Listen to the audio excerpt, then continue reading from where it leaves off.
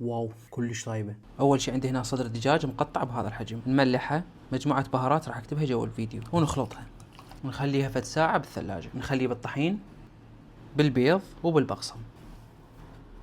بس نروح نقليه.